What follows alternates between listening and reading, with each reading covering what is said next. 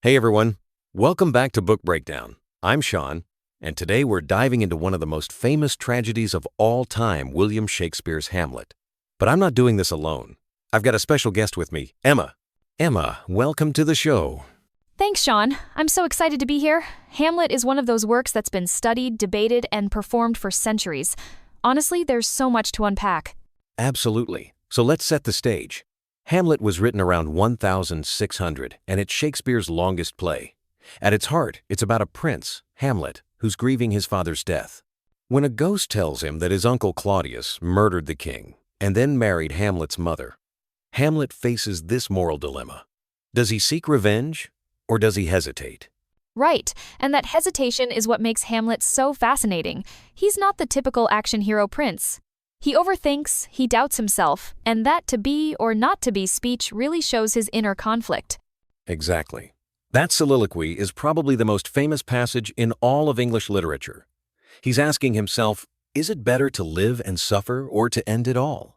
And even though it's written 400 years ago, people today still connect with that struggle, questioning purpose, life, and mortality. And I love how Shakespeare layers in the theme of madness. Do you think Hamlet was actually mad or just pretending? Good question. I lean toward pretending. He uses madness as a disguise while he figures out how to take revenge. But the longer he plays that role, the more it starts to feel real. I see that. And then there's Ophelia, who actually does descend into madness. She's often overlooked, but her story is heartbreaking.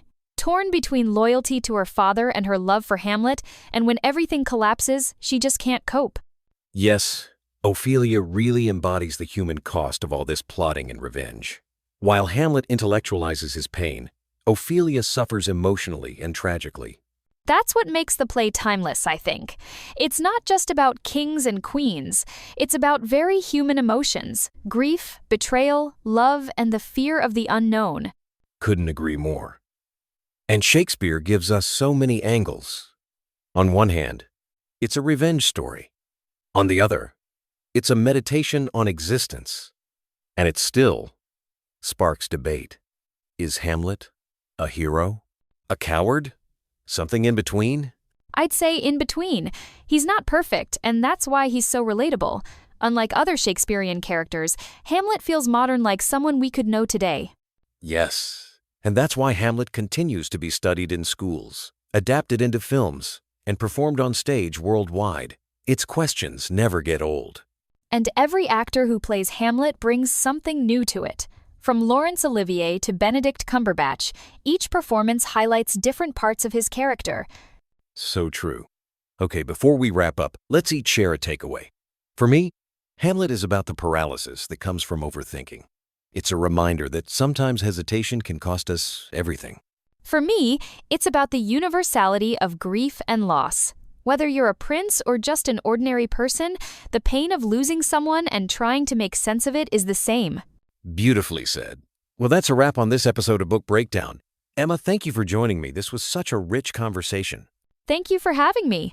I loved discussing Hamlet.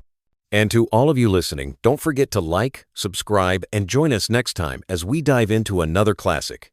Until then, keep reading, keep questioning, and keep breaking down those books.